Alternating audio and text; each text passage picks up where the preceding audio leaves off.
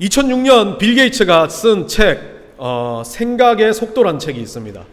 이 책에서 이 사람은 상당히 예언자적인 이야기를 합니다. 80년대가 무언가 어떤 질을 따지는 시대였다면 90년대는 리엔지니어링 시대, 새롭게 그것을 개발하는 시대, 그리고 2000년은 속도의 시대가 될 것이다 라고 그 사람이 말합니다. 2006년에 초반기에 이 책을 쓰면서 중반기 정도예요. 이 책을 가지고 이 사람이 말하는 것 중에 하나가 가장 핵심적인 단어가 이겁니다. 디지털 신경망이라는 책인데요. 단어인데요. 다가올 시대는 삶의 패러다임 자체를 바꾸며 웹이 전반적인 생활화를 주도할 것이다. 따라서 앞으로의 과제는 웹 기반의 디지털 신경망을 구축하는 것이다. 참 노스트라다무스보다 더 완벽한 예언을 했어요. 그래서 오늘날 속도감은 이 빌 게이츠가 말한 속도감과 동일한 것보다 어쩌면 저는 배는 더 빨라진 것 같습니다. 빌 게이츠가 생각했던 것보다 수십 배는 더 빠르게 속도감은 막 완벽하게 치닫고 있습니다.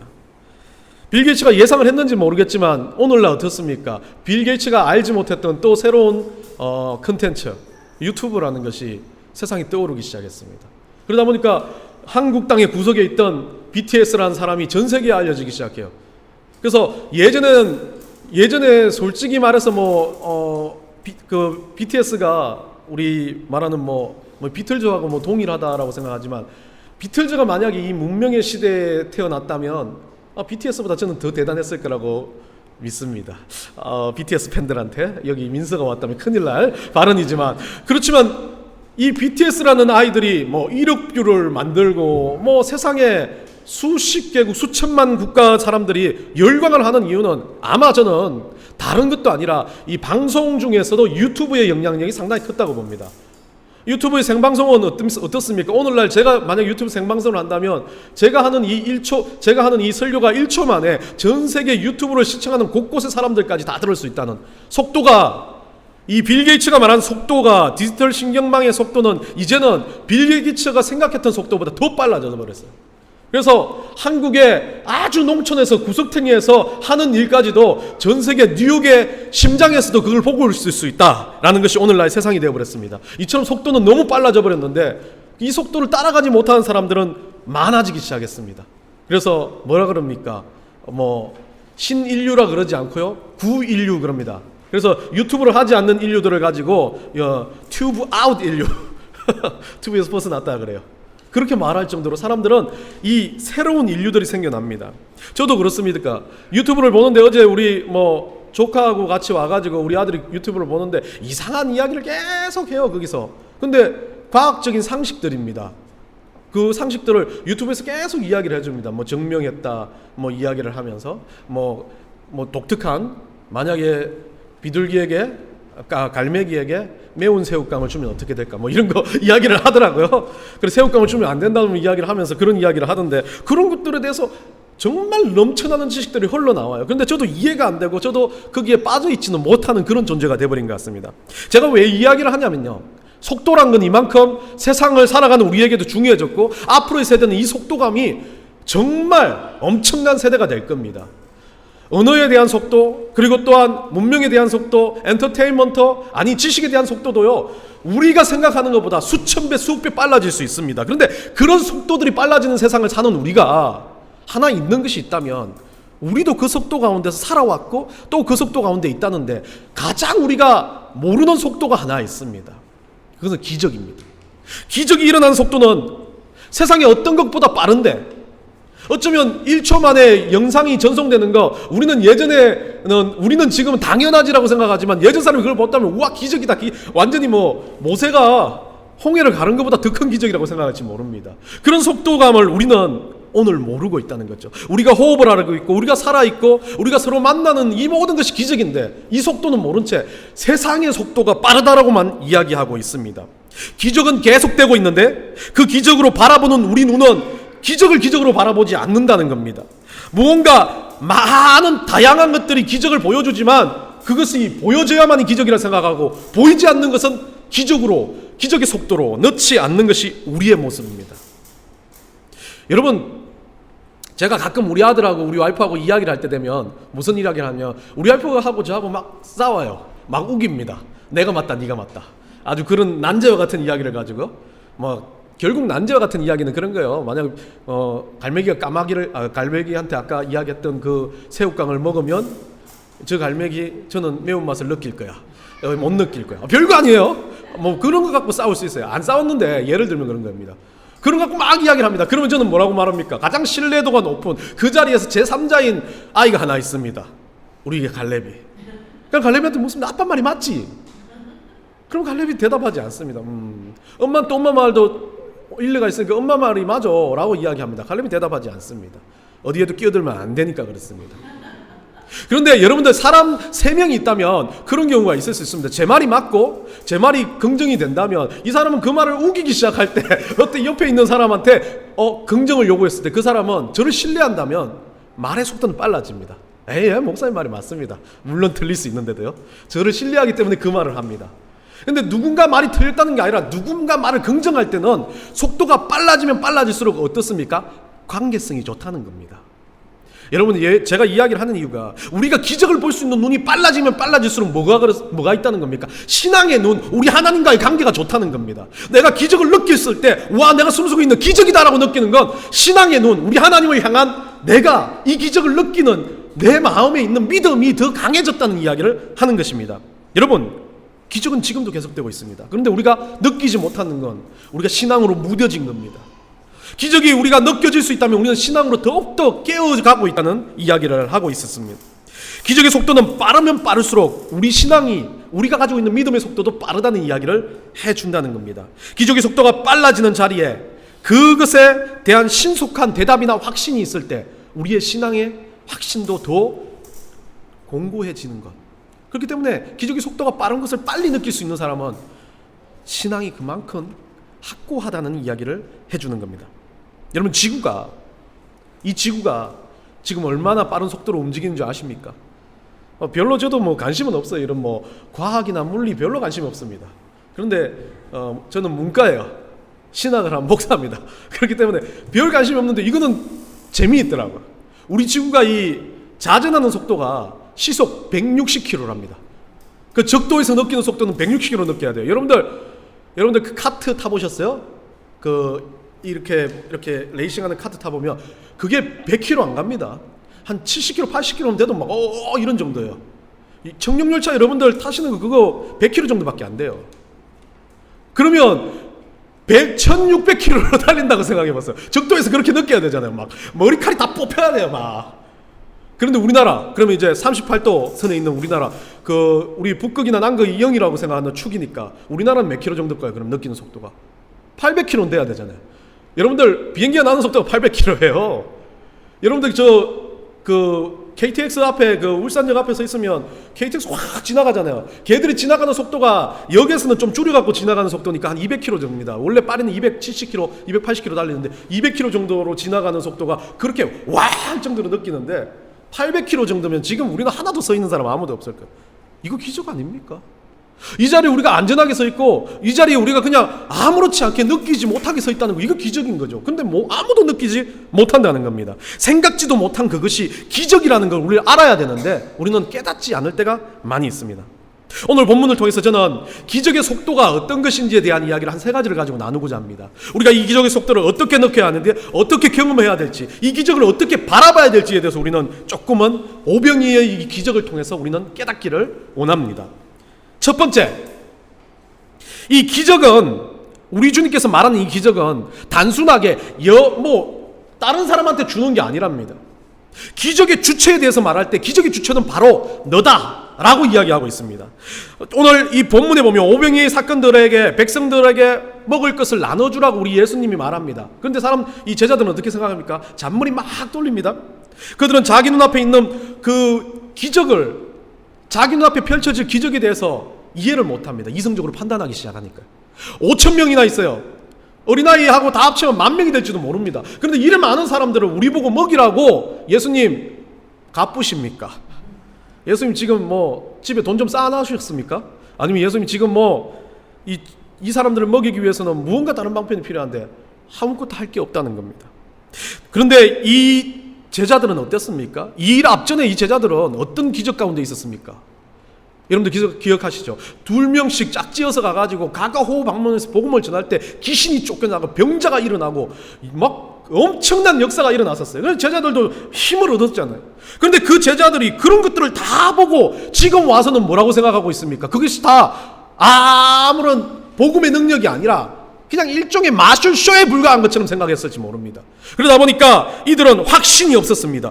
기적을 벌써 체험했고 기적 앞에 서 있던 사람이 이제 예수님이 너희들이 기적 중에 좀 작은 거야, 나눠줘봐, 뭔가를 좀 이들한테 먹어봐 라고 이야기하니까 이들은 그것을 기적으로 받아들이지 못합니다. 현실로 받아들이고 이성으로 받아들입니다. 이를 알고 계신 예수님이 뭐라고 말합니까? 너희가 주라. 다른 말로 하면 네가 주체야, 네가 기적을 일으켜야 돼 라고 들어야 되는데 이 사람들은 어떻습니까? 그냥 단순하게 내가 어떻게 줘.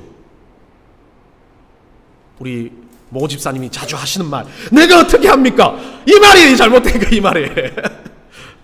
내가 어떻게 합니까가 아니라 예수님이 명령하셨어요. 네가 주라고, 네가 기적을 일으키라고, 네가 주체라고. 예수님 말씀을 하실 때 꼭 그렇습니다. 네가 행해라, 네가 시작해라. 그러면 뭐가 일어난다? 기적이 일어난다. 너희는 기적을 일으킬 거야. 그런데 기적을 벌써 봤어. 그런데 왜 몰라? 네가 하면 기적이 일어날 거야. 지금까지 제자들은 복음을 주고 병 고침을 만들어냈고 사람들이 막 꼬꾸라지면서 예수 그리스도를 막 영접하고 예수 그리스도 앞에 달려오기를 원했던 것을 다 봤던 사람입니다. 그런데 이들은 자기 손앞에 있는 거 이것밖에 없다라고 말하고 있습니다. 하나님, 내가 가지고 있는 건 짜리몽땅한 키에 2 짧은 팔다리밖에 없습니다. 밖에. 그래서 난 못하겠어요 라고 이야기하는 겁니다. 난 할 수가 없어요 라고 이야기하는 거죠. 기적의 속도를 제대로 느끼지 못하는 사람들입니다. 우리는 기적 가운데 살아가고 기적을 보는 눈을 가지고 살아가야 합니다. 여러분 입술에서 하나님 나라가 선포되어지는 거 기적입니다. 여러분이 여기 와서 예배드리는 거 기적입니다. 여러분들이 하나님의 백성으로 서 있다는 거 기적 아니겠습니까? 그런데 왜 하나님 나라는 존재가 못해요로밖에 못합니까? 나는 이것밖에 없어요 라고 이야기하냐? 그건 기적을 막는 일입니다. 제자들과 똑같은 모습입니다. 여러분 자전거 타보셨습니까? 저도 어릴 때 자전거를 배울 때 참 균형을 못 잡아가지고 삐뚤삐뚤 엄청나게 무릎도 깨고 자전거도 막 끌고 여러 집 앞에 있는 집 앞에 있는 쓰레기 봉지도 막 수십 번 터뜨렸습니다. 여러분들은 안 그랬습니까? 여러분들은 밖에 없는 사람이나 다 있으신 분이니까. 어쨌든 그렇게 자전거를 타다가 어느 날 우리 아버지가 너무 짜증이 났는지 안쓰러웠는지 저를 가지고 그 시골에 가면 거의 골목에서 타거나 운동장에서 타는데 갑자기 대로변에 가가지고 이 그창 초등학교라는 그 초등학교 앞에 보면 운동장 옆에가 좀 도로가 넓습니다. 군청이 바로 옆에 있고요. 그 로타리 쪽으로 저를 딱 놔두고 아빠가 잡아줄게, 힘껏 페달을 밟아봐 그러더라고요. 그래서 저도 열심히 힘껏 페달을 밟았어요. 와, 막 잘 나가더라고. 우리 아버지가 이렇게 잘 뛸 수 있는 사람은 아닌데 하고 돌아보니까 아버지가 없어요. 그래서 자전거는 막 속도가 나니까 이게 균형을 그렇게 안 잡아도 삐뚤삐뚤하면서 달려가는데 그때부터는 균형 잡는 데에 신경을 쓰지 못합니다. 왜? 균형은 벌써 잡히고 달려가고 있어요. 뭐에 신경 씁니까? 옆에 차에 안 부딪혀야 되니까 막 그거 피한다고 온 신경을 다 썼습니다. 그러다가 집으로 돌다가 이게 처음에는 꺾지를 못하니까 그 로타리 있는 데서 직진해가지고 일교 다리를 건너가지고 막 가다가 옆으로 나중에는 서가지고 이렇게 다시 해가지고 한번 타니까 또 되더라고요. 이게 빨리 밟으니까. 그래서 집으로 딱 가니까 아버지가 하는 말이 그거예요. 야, 너 자전거 몇 날 며칠은 못하지만 10분 안에 자전거 탔네. 기적이네, 기적. 그러더라고요. 여기서 제가 뭘 느꼈냐면 기적은 이런 것이에요. 그냥 못한다고 하는 것이 아니라 내가 기적이라고 생각하지 않아도 그것을 할 수 있다라고 마음 먹는 순간 기적이 일어난다는 거예요. 하나님은 그래서 우리에게 기적을 베푸실 때 물론 저는 이 일을 통해서 믿을 만한 사람 아무도 없다는 걸 느꼈지만 진짜 우리 주님이 나의 뒤에서 잡아주신다는 그 마음이 든다면 나는 어떤 일이든 할 수 있는 기적이 일어난다는 겁니다. 우리는 자전거를 균형을 잡기 위해서 속도를 내야 했습니다. 기적의 속도는 똑같은 거예요. 내가 하나님을 믿는 믿음의 속도가 빨라지기 시작하면 균형은 잡힙니다. 그리고 더 큰 기적을 향해서 달려가요. 이제는 균형 잡는 건 신경 안 써요. 주변 피하고 내가 이제 더 잘 타고 더 멀리 타고 더 많이 타는 것을 기억하게 됩니다. 신앙과 기적은 이런 겁니다. 만약 여러분이 좌절되고 무기력하고 은혜가 없다고 판단하신다면 여러분 삶에 기적의 속도를 올려야 됩니다. 여러분 삶의 믿음의 속도를 올려야 된다는 겁니다. 더 적극적으로 주님을 향해서 페달을 밟아갈 때, 예배하고 여러분 가운데 여러분 입술로 찬송하며 우리 주님을 증거하기 시작할 때, 교회를 자랑하기 시작할 때 기적의 속도는 빨라지기 시작합니다. 그것으로 우리 하나님은 우리를 통해서, 이 넥스트 교회를 통해서 기적을 이루고 가신다는 겁니다. 두 번째, 이 하나님의 기적은 개인적인 만족이 아닙니다. 많은 영혼들의 만족을 이야기하는 겁니다. 오늘 이 기적을 보면 솔직히 영혼들을 만족시키는 건 육체적인 이 떡 같았습니다. 근데 성경을 잘 보면 이렇게 되어 있습니다. 오늘 본문에 나와 있지 않지만 다른 성경들을 보면 이 무리를 지어서 앉히라 그랬습니다. 50명씩 이렇게 앉았을 거예요. 50명씩이 막 무리를 지어서 앉았을 건데 자기들끼리도 막 잡담을 하고 떠들고 막 옆에 사람하고 난리를 하고 있을 거예요. 근데 앞에서 무슨 말 하는지 잘 안 들렸을 수도 있습니다. 그런데 그런 상황에서 어떤 옆에 애가 갑자기 떡을 가지고 저한테 줘요. 자기도 모르게 그 떡을 떼가지고 자꾸 주다 보니까 다 50명이 먹고 있는 거예요. 그러니까 아무도 그것에 대해서 모릅니다. 미안함도 없습니다. 여러분들 어떤 사람은 그러죠. 도시락을 싸왔던 도시락, 우리 아이가 도시락을 내니까 자기 먹고 싶은 뭐 떡 5개와 물고기 2마리를 줬다니까 이야기하니까 자기도 숨겨놨던 걸 꺼냈다. 그런데 아무리 꺼내봤자 다 5,000명을 먹이겠습니까? 못 먹여요.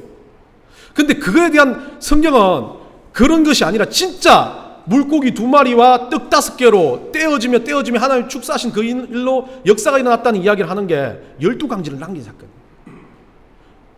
도시락 가져왔다면 12강주를 못 남깁니다. 절대. 그러니까 12강주를 풍족히 먹고 남겼다는 것을 보여주면서 이것은 뭔가 다른 일들로 일어난 게 아니라 진짜 우리 주님께서 축사하시며 떼시면서 이것들이 풍족하게 늘어났다는 이야기를 성경은 증명하고 있습니다.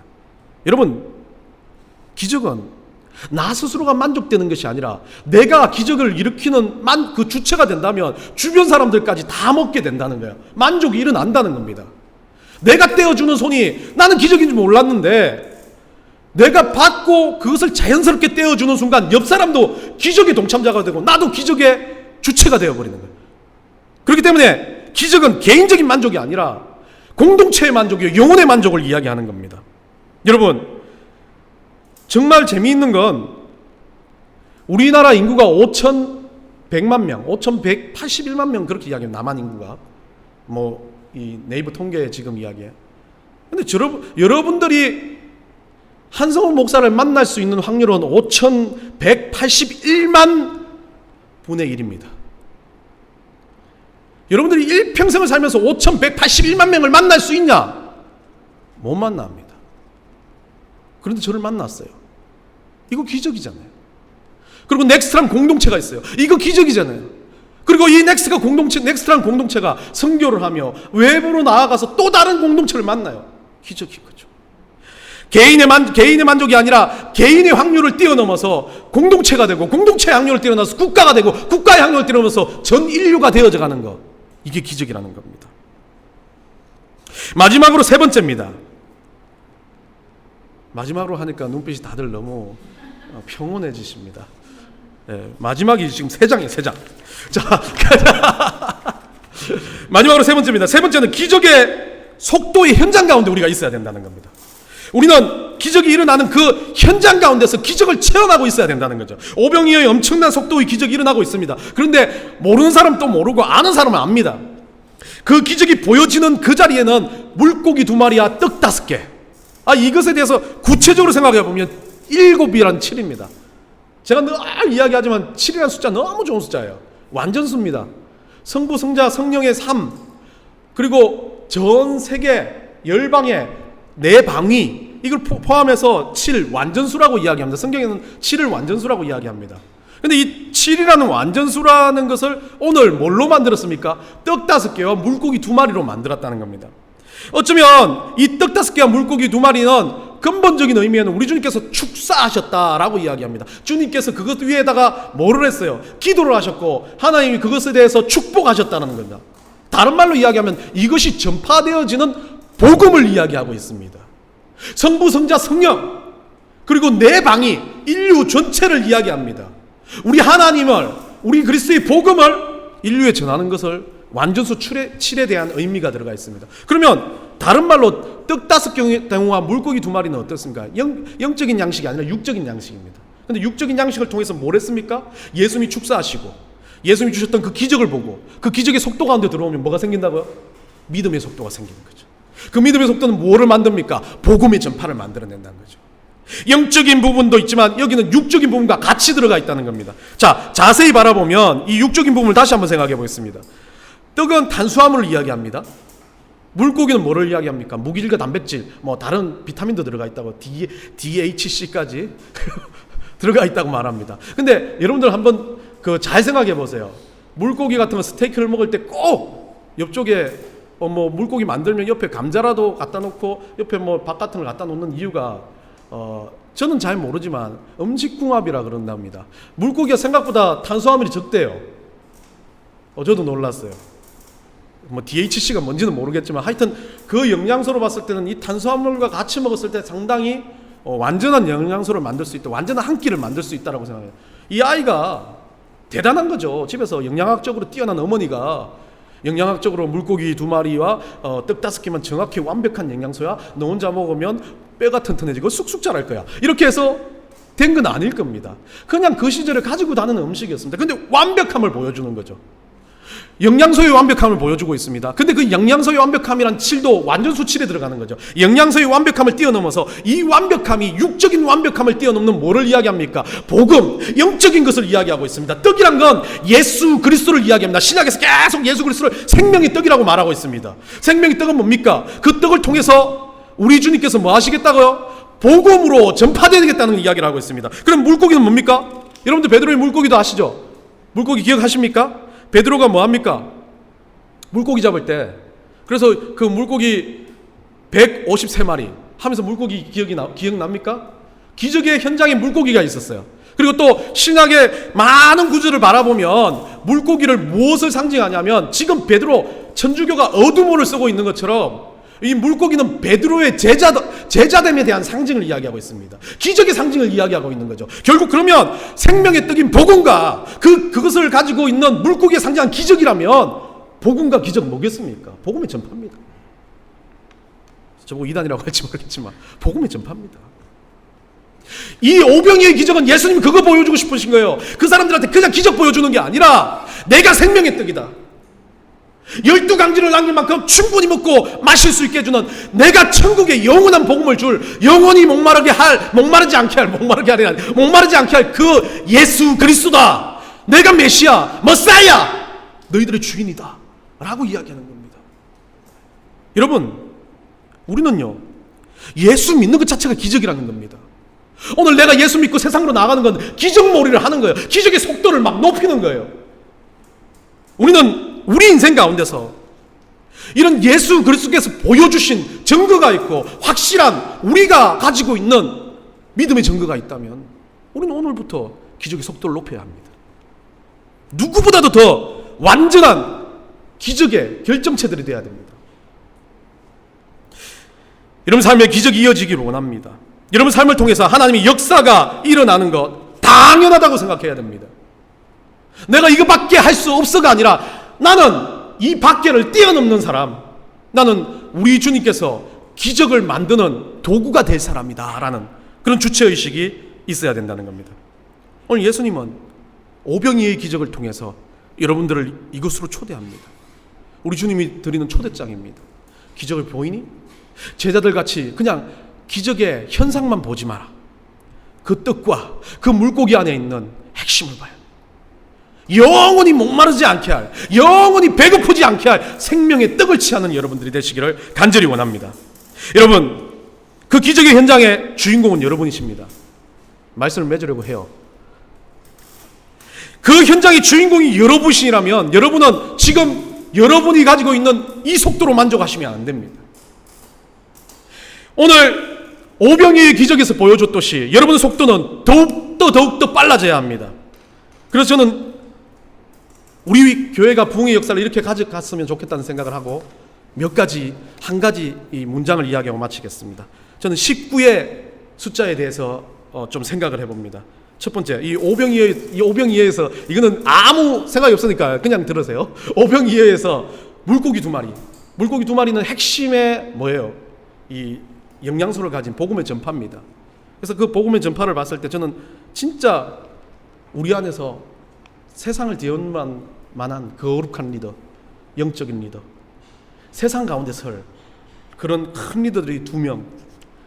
그리고 이거 제가 옛날부터 너무 좋아하는 이런 데이기 때문에 우리 안에서 또 그 안에서 진짜 생명의 떡을 가지고 살아갈, 그 떡을 전파할 선교사가 되고 목자가 되고 전도사가 될 5개의 떡덩어리 5개. 그것을 바라봤던, 목도했던, 그것을 전파하고 그것을 도왔던 12명의 제자, 12명의 리더들 다 합치면 19. 이런 숫자의 의미가 아니라 이 숫자에는 무한대예요. 그냥 제가 거기에 있는 숫자를 여러분들 아시라고 이야기한 거니까.